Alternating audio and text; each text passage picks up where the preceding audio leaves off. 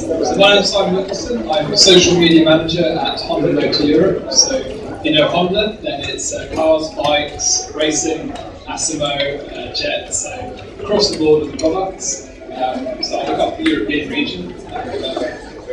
Yeah, the microphone close. And so I report in from PR, but work across several departments.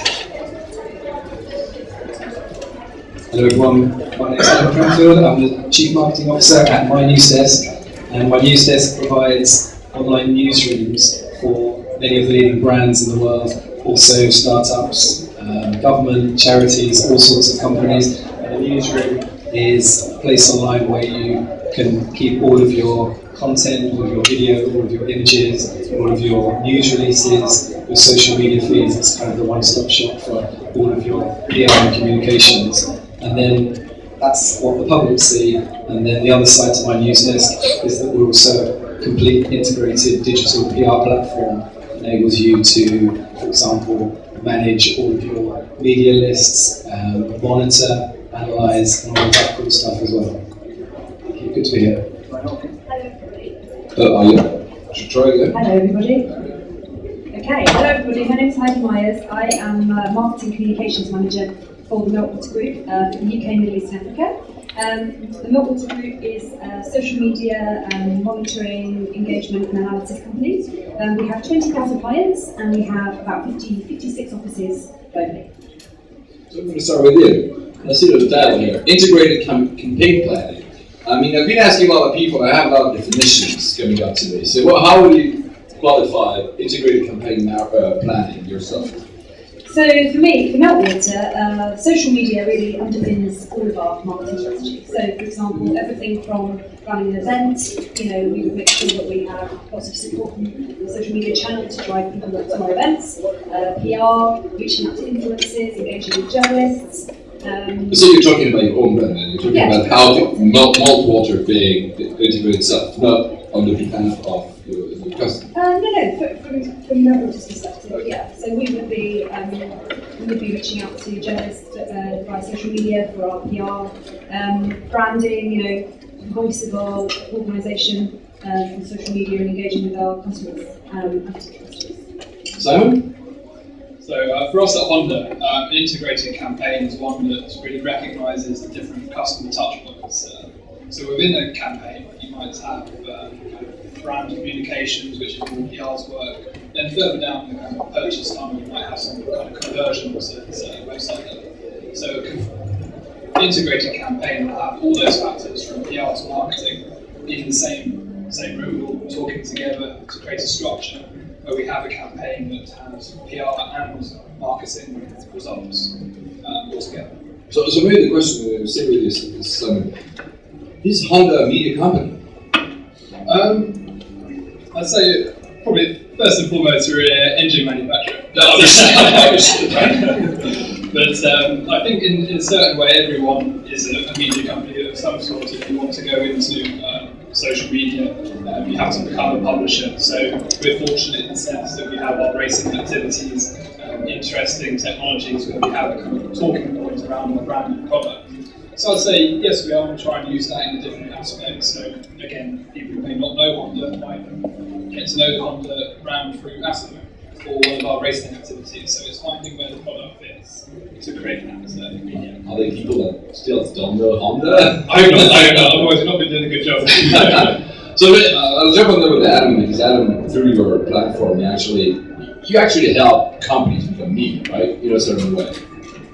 You're allowed to pitch, right? But the point is, the idea, I guess, behind creating such a platform was that brands are becoming media and publishers, as Simon just said. That does seem to be a big trend when you look at, one extreme, there's the example of Red Bull, who actually have their multi-million-dollar media house, a Red Bull media house, is actually making profit just as a media company on its own. But it's such an extreme example, people almost question whether it is a good example to use and how many other brands are going to go down that route.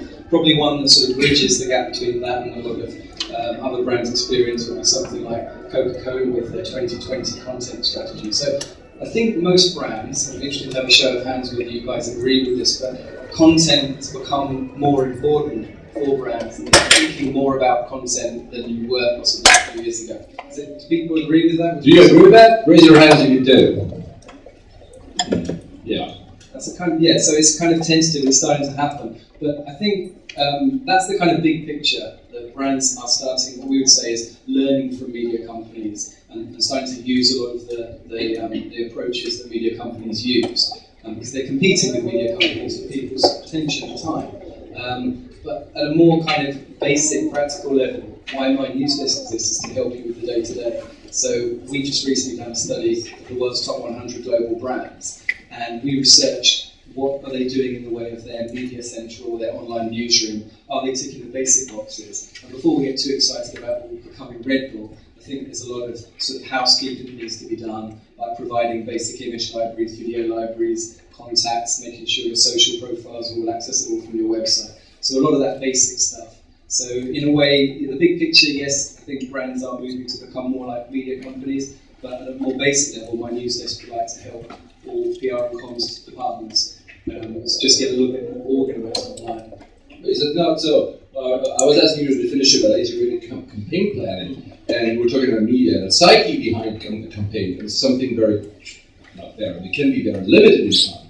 Whereas when we're talking about media, it actually never stops. Either it's a TV or publication, the idea behind it is that you can continuously give content back to your customers, to your audience, whatever that is. So how do you reconcile that? And maybe I'm going to ask you, Heidi, first.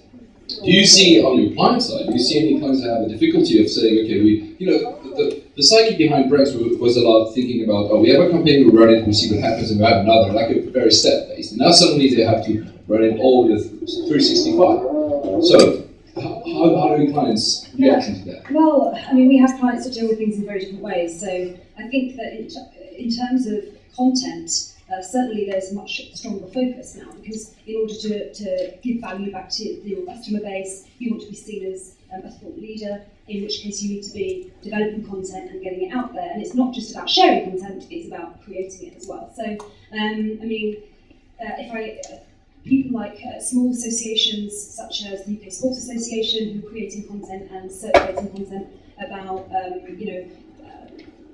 athletes with learning disabilities, through to Mid-Counties Cooperative, who are doing much more, Facebook creating content and getting content out like that. Everything is about driving traffic back to your website. So you disagree with that? I think Dom said this morning that websites are dead. Yeah, no, I don't necessarily agree entirely with that. I can see the idea behind it, and the future is definitely on creating content in social.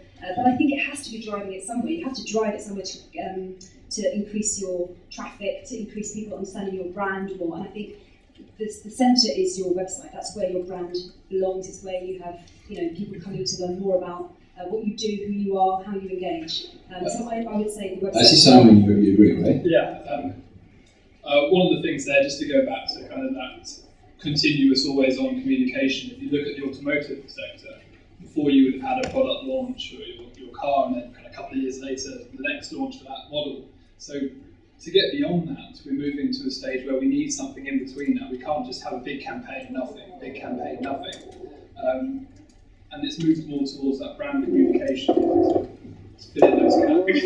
And where the kind of website fits in there, where it's always fitted in, is kind of the end conversion point online, where you go to kind of book your test drive, find out the last little bit about the model before you go to the dealership. But now it's kind of, it's very much a kind of hub which you send people to. So the rest of the internet's become much more important, but it's still trying to drive people back to where they're eventually going to convert. And a lot of this is actually a loss of control in terms of the kind of manufacturer side, because we're going to see lots of people looking at review sites, looking at blogs, looking at kind of what people say in social networks, and then push people back to our website where we have the control. So it's changing that aspect as well, but it's still a very important part of the brand and marketing. Look, go ahead. There was an interesting bit of feedback when that comment about websites dead was on stage, and the comment was that the Mail Online might disagree with the 100 million monthly uniques, and I think that I also commented on that the Guardian pulled their Facebook app as well, even though it was actually Interesting you mentioned. Interesting you mentioned newsroom because they are typical media companies. Yeah, no, exactly. All But I mean, content for them. well, exactly. But I mean, that's a great case study, then, isn't it? Because if the website's dead, what's their strategy? So if they were just happy to distribute content via third-party platforms, Even for them, their product is also their content. You could argue that their product is their content, whereas for Honda, their product is mainly the cars, and the rest is supporting the sales of the cars. But I mean, if you've got an e-commerce site, then you could argue that, of course, the transaction has to happen on your own systems because you've got to process the credit card. So you could always cop out in that way and say eventually you've got to end up on your own platform. But the Guardian and the Mail don't have you read the content on their site, but yet they do, and they create the apps and they create, so they're providing the technology. So maybe it's not best to think of it as a website, but think about the technology you're providing, how different channels are talking to each other, how you're integrating them, which is obviously the title of this. I think there's an interesting point there with the media companies kind of saying that the product is reading the kind of the articles or the website, because I really see the product there is actually you being on the website for the advertisers. So it's an interesting point there, was actually if they lose that kind of viewership on their website, it goes on somewhere else and they're receiving different people's ads, then it's a very different story for the media companies. I mean, for us, again, it doesn't really matter to us where people read the content, so that's where we see kind of people perhaps moving away from the traditional kind of car magazines to kind of get their interpretation of what a brand is, and when they see brands in lifestyle and films, that's where maybe they get their first impressions. But then they're probably still going to be going on other people's sites, even when they're in that kind of final purchasing phase. So for us, it's because our product isn't people coming to our website and we're selling hits of kind of advertising. It doesn't matter where you see the Honda brand, as long as you see it in a favourable way, which kind of aligns with the messaging, and you see that path by which you go from understanding the brand to understanding the product to actually wanting to buy the product. So for us, it's very much, I don't mind if you see it on someone's blog or you see it on our website. Actually, it might be better if you see it on some third party's website because you're going to think it's more authentic. Oh yeah, I thought you were going to. So to keep on this, you mentioned at some point, again, I know I keep coming back to that word, campaign, but isn't basically now brand communication taking over campaign then, because it's its own ongoing, always on process. And I think through Mynewsdesk, you're kind of helping the brands do that, right? Is it what you do? Yeah, I mean, we certainly would say that that's the way brands are communicating now. It's not so much a campaign mentality; it's always on. That's really the nature of social media. So if you have a big campaign, you need to think about how to extend that over time. And again, to use the Red Bull example, what I particularly liked about their Stratos space jump is that they provided different media assets. In fact, their whole website is a bit like a newsroom, where different sections of the media or bloggers could take those assets and remix it and kind of use it to tell different stories. So if you're a sort of camera enthusiast or something, they had lots of information about the kind of cameras that they use on there, so that would appeal to that audience. If you're just a general member of the public, they made sure to give you lots of different videos and backstory and things that meant that it wasn't just a kind of one-hit thing when it happened. People were still sharing and discovering, oh wow, look at that video of the helmet cam. Isn't that even more incredible than the first video? So it just maintains that kind of long tail. But see, so if brands are becoming media and brands are becoming closer to newsroom by definition, at least traditionally, are also very reactive. The point of the newsroom is to get, oh, well, that's the scoop and we need to run it right now. So in that form, I mean, well, an example could be, of course, Oreo during the Super Bowl that acted very, very proactively to have that.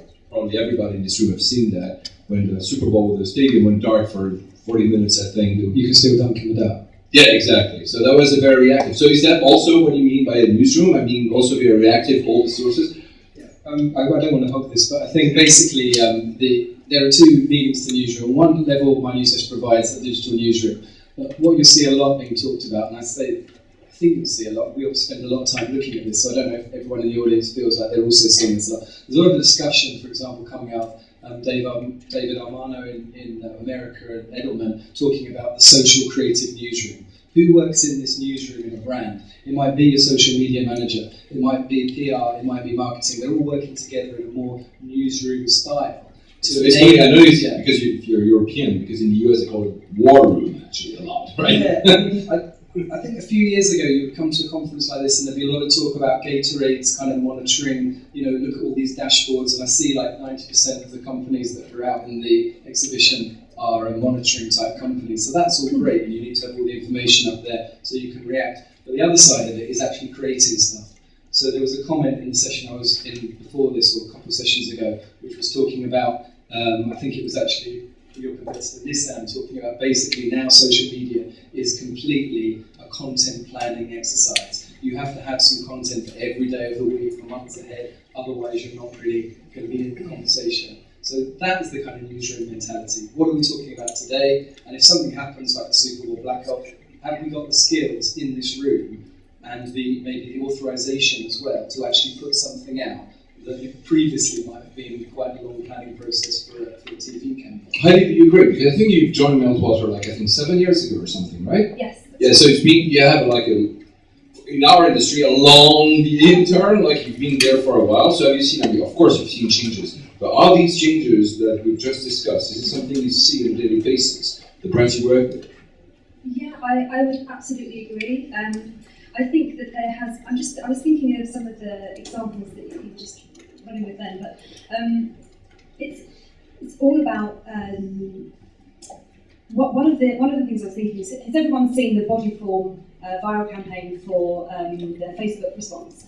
And I think that is an example of taking something that happens in real time. So someone's responding on their Facebook page and making a campaign out of it to really increase awareness, increase brand loyalty, and it went viral. And it's just about getting in the conversation when it happens. So if we can, in a room, create an infographic, maybe that's old school now, but create an infographic that talks about the Oscars. Who's going to win the Oscars? Can we get in that conversation? Can we speak to our consumers or customers about things that are real for them at the time that it's happening? And that's definitely I would agree with. That requires a very big level of reactivity, and I'm advising handful FMCG companies, and the problem that I see the most, and maybe that's why this question is directed at FMCG. It's not FMCG, it's cars and not sold as fast as maybe chocolate bars, but there's the process. Usually the process in a company can be slow. I mean, you have a high level of trust to say, okay, you guys are going to do whatever needs to be done, try to react to whatever trend is happening right now, be it nights of the Oscars, the Super Bowl,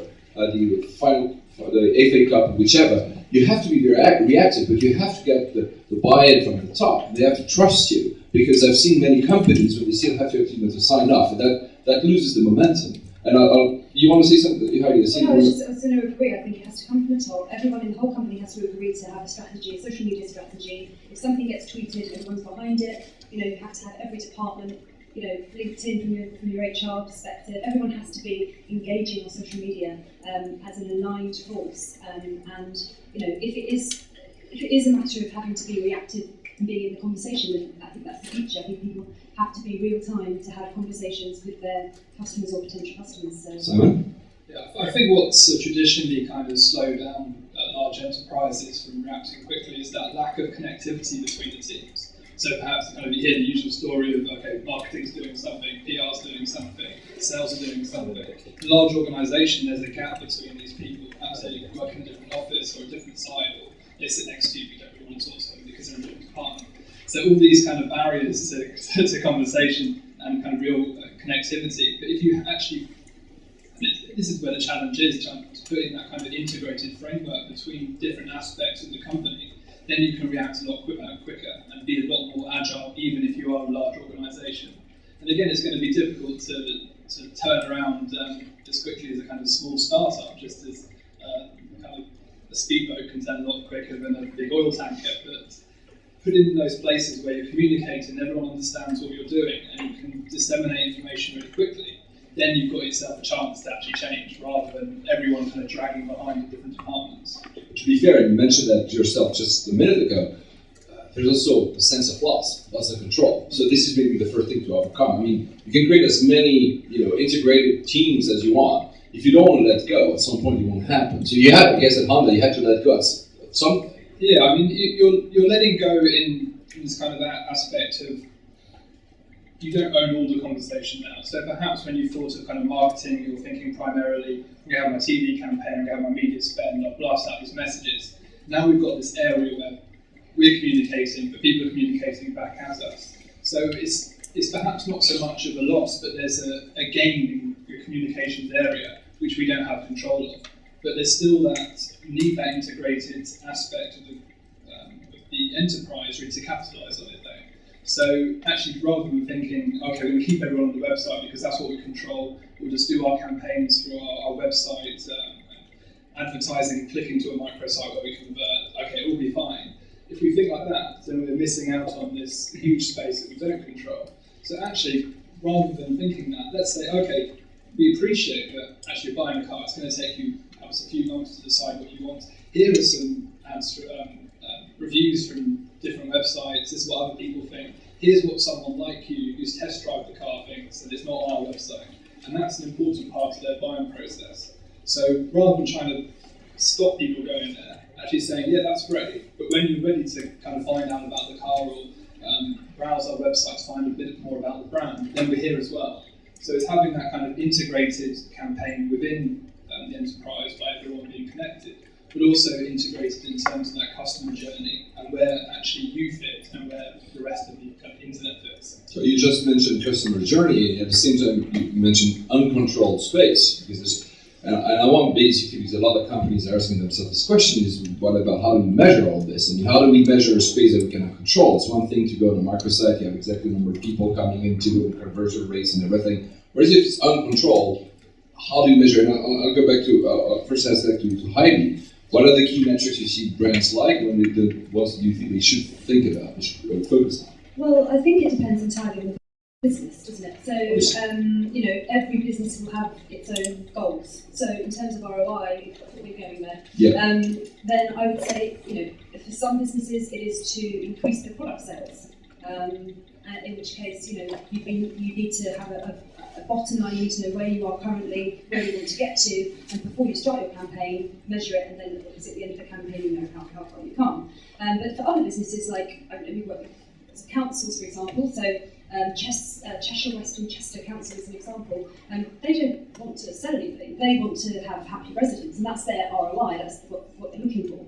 So the way they would engage with their residents, for example, is being positive, really reaching out to them, seeing how they're feeling about the dustbins, and so it's all very different. So I think that it's very much dependent on the business goals and to start off with as to how you can then measure your. But maybe if I refine what I was thinking is that we've seen a lot of spray and pray. Like you just go on social everywhere, and then of course if suddenly you have some spike in the sales, you say, oh well, that worked, right? But you don't really actually know where that actually came from. I mean, unless you have because it's a lot of luck as well, like a very viral video on YouTube that actually that drove some sales. Otherwise, for like little spikes that you don't think it would be that viral, but you have some engagement, it's kind of hard to know where exactly it comes from, right? You can say that, oh yeah, it worked, so you're going to do it again. But well, I mean, obviously, Meltwater, we analyse these things. That's what I'm asking. Yeah, so in terms of what we offer, we have these dashboards that do show you how many influencers you have. And if you have an influencer who's got 30,000 followers and they retweet something, then you can see exactly who that's gone to,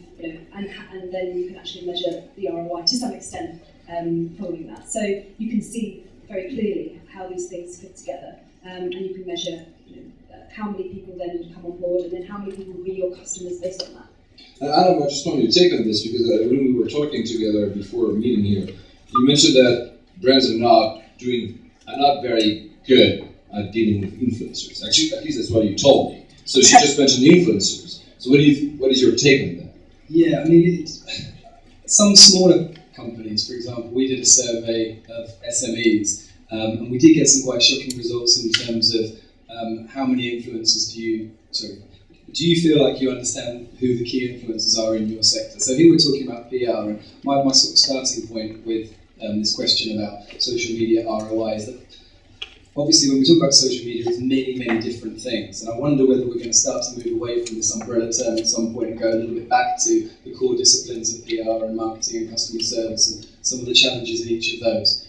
PR is having a huge debate, and has been for many years, about how should it be measured. AVE, advertising value equivalency, is that actually a worthwhile metric? It's very easy to say that it's the end result sales that actually matters, but it's always going to be a kind of correlation that you're looking at when it comes to coverage and sales. And then anytime there's a correlation, there's always a kind of, is it cause, or which came first? Is it cause and effect? I heard earlier on today that We Are Social were measuring the value of a Facebook fan. So they massively increased the number of fans on the Pullman's page. And then they kind of said, well, we did this analysis and it showed that the Facebook fan spends a lot more on cider or outsider than the non-Facebook fan. But of course, that's immediately open to the criticism of was that because of that they became a Facebook fan, or is it inevitable that your most loyal customers are the ones that will become Facebook fans? So what I think is that you've got a lot of tools out there, you've got a lot of ways to measure, but you need almost data scientists, people that are by nature critical and analytical, and then they'll piece that together, and then they'll give you the answers as to where you should put your marketing budget next year, which is kind of why we want to measure, is to improve what we're doing and to optimize. So I think we've got a lot of different ways we can get the measurement, and sometimes it's just a simple case of maybe doing some good old market research. Ask people, were you affected by this campaign? Did you even see this campaign? Do you engage with this on social media? So you just pass the mic to Simon, because I'm going to open the floor for a few questions. So coming back to that, in terms of metrics and measurement, I mean, what can you share about what Honda's policies? So I mean, for this, in my opinion, this is how we're trying to move towards, and again, we're still at early stages and there's a lot more to do, but actually it's to think about social media not as this kind of crazy new thing, but how it aligns to your traditional objectives. So in a PR campaign, perhaps you're measuring this by the editorial that you get. So actually, if we're doing something in social that's awareness, and kind of a lot of the traditional social media campaigns you see are generally kind of brand awareness campaigns, viral video of some kind, then we're trying to see the reach of how that's kind of come across. We might want to look at a survey of people to actually see what was the message that they got from this video, or was it just kind of, oh, that's a funny video. So in the same way as you look and you'd analyse what the kind of reviews that you were given in kind of automotive press or anything in the PR world, simply for the awareness campaigns in social, let's align that to social and make sure that our measurements align with PR. In the same way as if we've got a campaign which is more on the kind of marketing front, and lower down trying to generate leads. Okay, have people signed up to a newsletter? From that newsletter, did they go book a test drive? Did we get more details? Did we get referrals from microsite or Facebook page, which then we track to conversion? So it's really not thinking of social as something individual, but how has social affected that campaign, and that's how we try and do it in social in Honda. So it's really looking at it in a kind of campaign by campaign basis, although again, as I say, we have this always on. So it's a combination of the two, but we try and look at the campaign specifically. Heidi? It's just interesting, actually, thinking about how social media can complement traditional media, just as you're saying. There was an example, and then another one from the UK Sports Association again. But I just remembered that there was an opportunity. So the UK Sports Association, they track the intellectual disabilities in sport for elite athletes at the elite performance end. And there was a conversation about sport, disability in sport. And they engaged in this conversation on Twitter, and they got themselves at the core of the conversation. And as a result of that, they were speaking to key influencers who they hadn't really spoken to before. And then at the end of that, the result was that one of those influencers was a journalist for The Independent, who then, in turn, ran a story in the hard press. So, not necessarily in social media, but in the hard press. So it kind of complements each other. There's a cycle that you can obviously have. And the end result for the UK Sports Association was they actually had some more funding from just this one conversation that they engaged with, and then came full circle into the traditional press. Do you measure influence on your system? Yeah.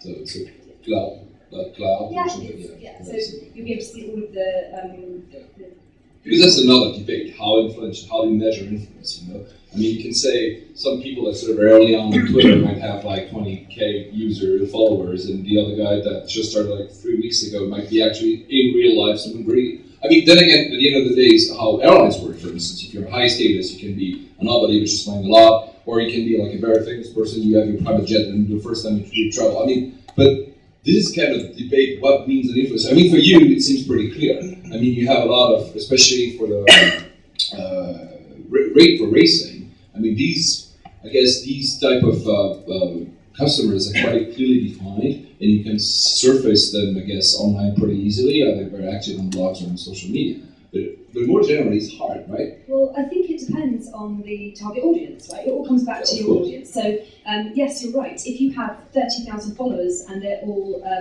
teenage girls, you're not necessarily, and you're trying to sell a Honda car, you're not necessarily going to get anywhere with that. So I think... you never know. Well, yeah, true. But ultimately, it's about the right people and the quality of the right people, as we're all aware. So, I'm of the opinion that it's better to have, 10 super duper followers who are in your target audience and they're influencers than 150,000 people that aren't in your target audience aren't going to be your customers or potential customers. Just to pick up quickly on your point about clout, I think it's easy to criticize a peer index. Yeah. Peer index because they're from here in the UK. So let's be fair. Well, actually, okay, all cred. Yeah, all cred. So any of those three. So we actually integrate with clout, and although it's very easy to be critical of that, and we've all got examples of where we were rated as an expert in fly fishing or something irrelevant that we've never actually talked about much. Fly fishing. So that was a classic ad campaign. So basically, what I found when I used Mynewsdesk with the new release we had, where we basically feed in all of the email addresses you have in your contacts and put it through into Mynewsdesk, and you see all of the influencers and you see all of their social data, is actually a very, very good clue still.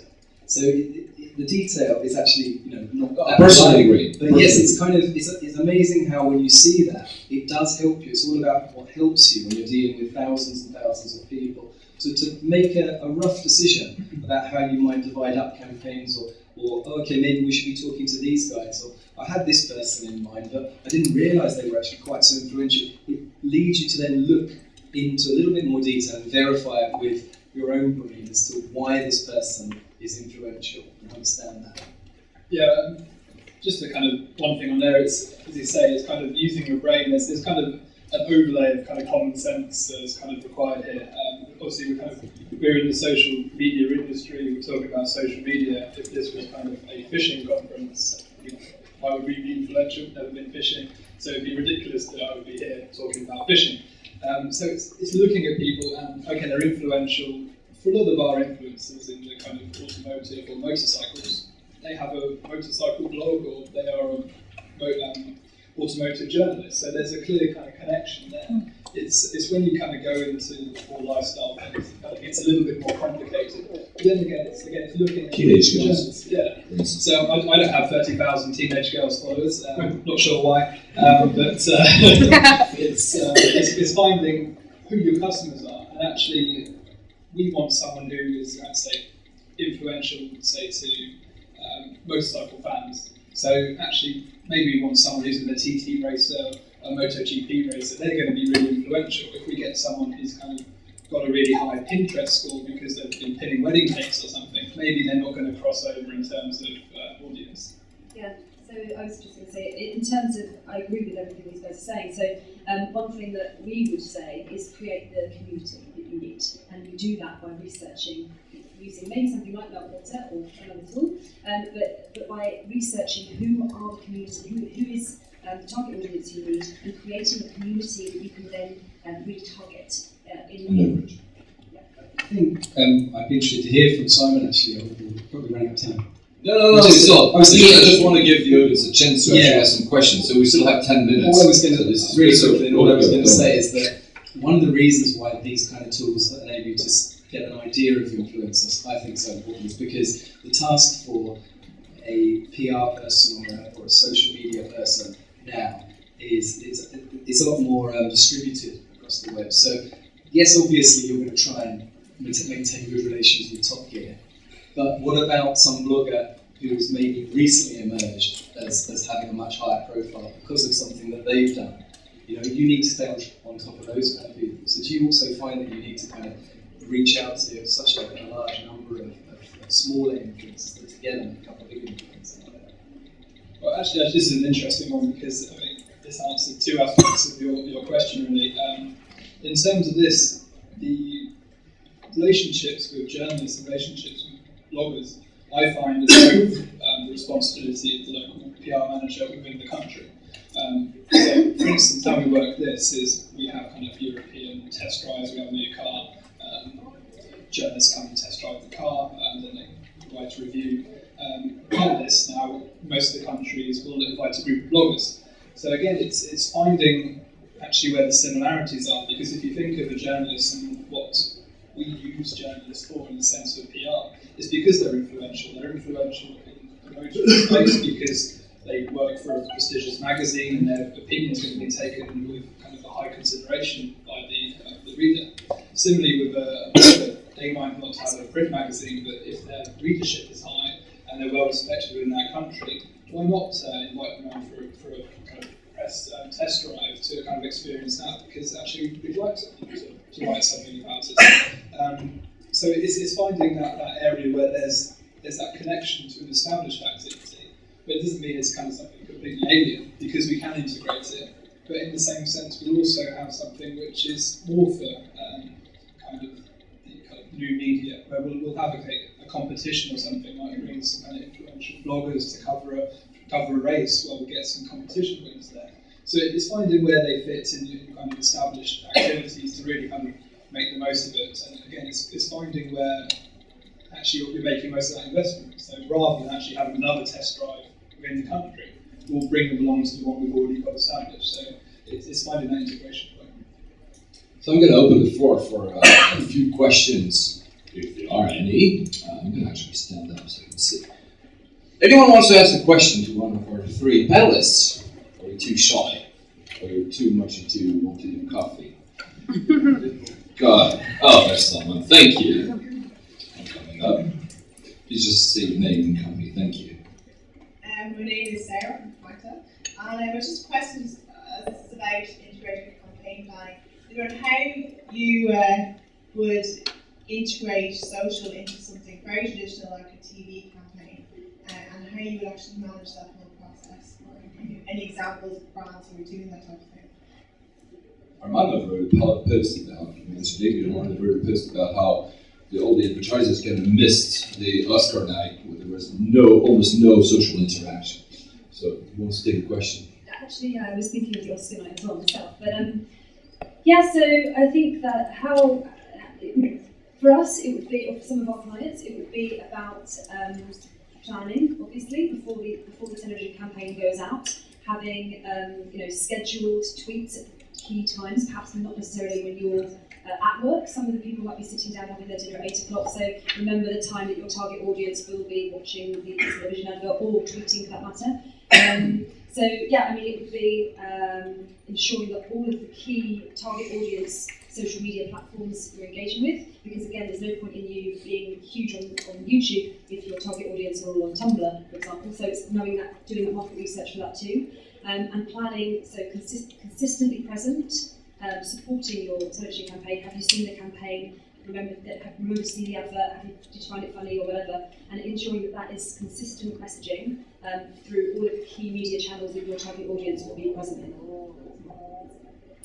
You sometimes get it as a bolt-on, don't you? But I think there are also examples where that was the whole idea from the beginning. So something like Paddy Power are doing it a lot, aren't they? And then there's just, I mean, if you Google Paddy Power's marketing and social marketing, you just get a wealth of incredible ideas from putting up my favourite one was putting up at the US Open, sort of dot matrix printing in the sky with stunt planes of people's tweets. So as they were live tweeting messages of support to their favourite golfers, those were appearing above them, and they actually had the golfers looking up at those and sort of going, yeah, cheers for that support. It's all under Paddy Power's brand as well. The other one they do is kind of, we hear you.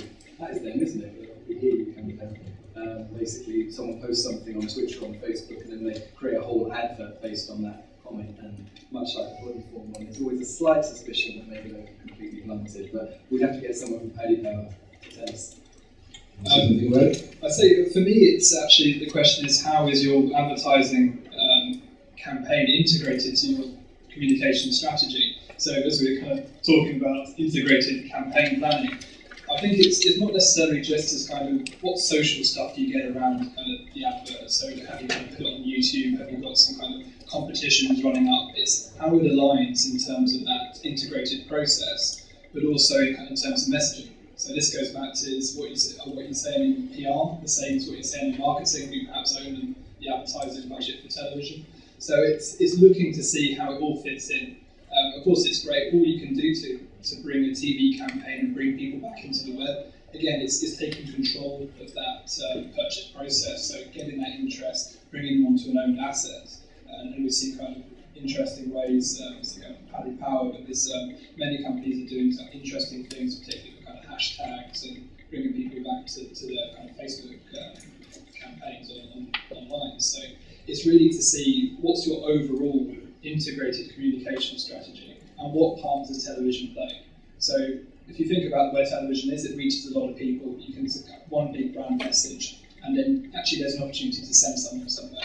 Do you send them straight to your website, or actually are they at the stage where they're still looking, they're still interested in your brand? So actually maybe put them into a social campaign where actually they find and discover the brand themselves. So I think it's very much, again, going back to integration.